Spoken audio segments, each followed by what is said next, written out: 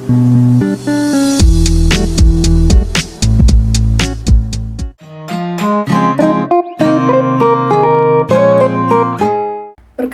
nama saya Monika Syanturi dengan NIM 230306053 dari Fakultas Pertanian, Prodi Peternakan, Universitas Sumatera Utara.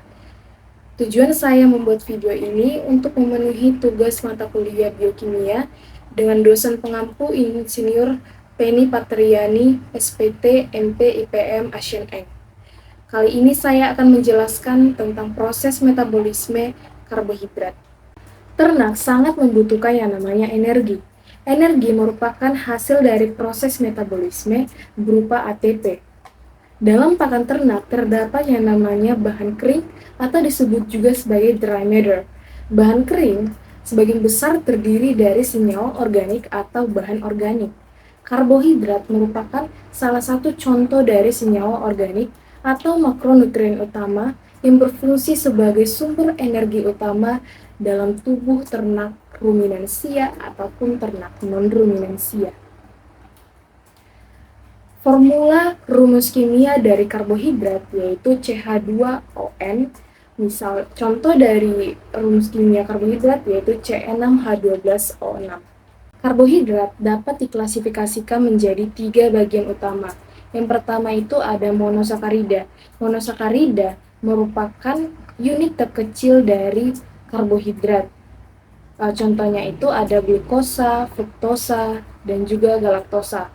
Fruktosa, glukosa, dan galaktosa merupakan contoh dari heksosa. Heksosa berarti jumlah atom C-nya itu ada 6. Rumus kimianya itu ada C6H12O6. Yang kedua ada disakarida. Disakarida merupakan gabungan antara dua monosakarida yang terikat bersama. Contohnya itu ada maltosa, laktosa, dan juga sukrosa. Kemudian terakhir ada polisakarida. Poli itu artinya banyak, sakarida itu artinya gula. Merupakan rantai panjang dari monosakarida yang terikat bersama. Contohnya itu ada pati, glikogen, dan juga selulosa. Nah, karbohidrat itu ikatannya itu ada 2 jenis, yaitu ikatan alfa dan juga ikatan beta. Ikatan alfa itu dapat dipecah dengan mudah oleh enzim, sedangkan ikatan beta itu sukar dirombak atau dipecah oleh enzim. Contoh dari ikatan beta itu yaitu selulosa dan juga hemiselulosa. Metabolisme karbohidrat merupakan proses di mana tubuh akan memecah karbohidrat menjadi monosakarida atau gula sederhana seperti glukosa yang fungsinya itu sebagai sumber energi utama di dalam tubuh atau energi cadangan yang akan digunakan oleh ternak ruminansia atau non-ruminansia. Kemudian proses metabolisme karbohidrat ini akan melalui tahapan-tahapan. Yang pertama itu ada pencernaan karbohidrat. Pencernaan karbohidrat dimulai dari cavum oris atau mulut. Di dalam mulut ini terdapat yang namanya kelenjar saliva yang akan menghasilkan enzim amilase untuk mengubah pati menjadi maltosa.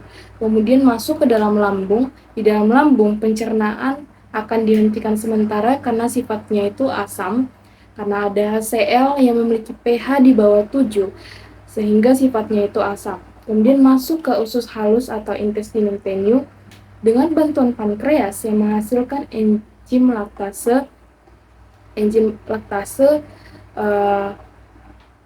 maltase, dan juga sukrase yang akan mengubah disakarida menjadi monosakarida seperti glukosa, fruktosa, dan juga galaktosa. Kemudian masuk ke tahapan absorpsi.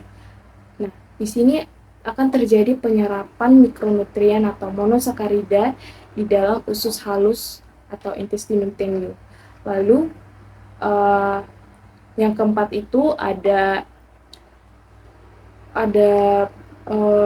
pengangkutan ke hati, yaitu monosakarida Karbohidrat yang telah dipecah menjadi monosakarida akan masuk ke dalam darah, kemudian diangkut ke hati melalui vena di dalam hati. Dalam hati, fruktosa dan juga galaktosa itu akan diubah menjadi glukosa. Penggunaan glukosa itu harus melalui tahapan oksidasi glukosa. Glukosa akan dioksidasi di dalam sel melalui proses glikolisis, siklus Krebs, dan rantai transport elektron untuk menghasilkan ATP yang digunakan sebagai sumber energi. Yang pertama itu ada glikolisis. Glikolisis merupakan tahapan pertama dalam pemecahan glukosa untuk menghasilkan energi. Yang molekul yang dihasilkan dari glikolisis ini yaitu 2 molekul asam pirufat, 2 molekul ATP atau 4 molekul ATP, kemudian 2 molekul ATP digunakan sehingga sisanya ada 2 molekul ATP, kemudian 2 molekul NADH. Yang kedua ada siklus Krebs. Siklus Krebs merupakan proses di mana mitokondria akan masuk proses di mana asam pirufat akan masuk ke mitokondria untuk diubah menjadi asetil-CoA, kemudian masuk ke dalam proses siklus Krebs. Molekul yang dihasilkan yaitu 6 molekul NADH, 2 molekul FADH2, 2 molekul ATP, dan 4 molekul CO2. Yang terakhir ada transport elektron dan fosforilasi oksidatif. Proses ini melibatkan NADH dan FADH2 yang dihasilkan dari siklus Krebs dan juga glikolisis yang digunakan untuk menghasilkan 2 ATP sehingga transport elektron akan menghasilkan 34 ATP atau 36 ATP sesuai tergantung dari spesies organismenya.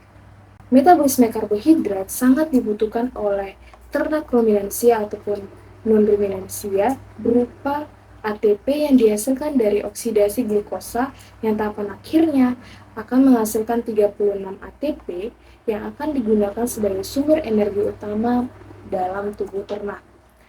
Agar ternak tersebut dapat melakukan aktivitasnya dan mengoptimalkan produktivitas ternak.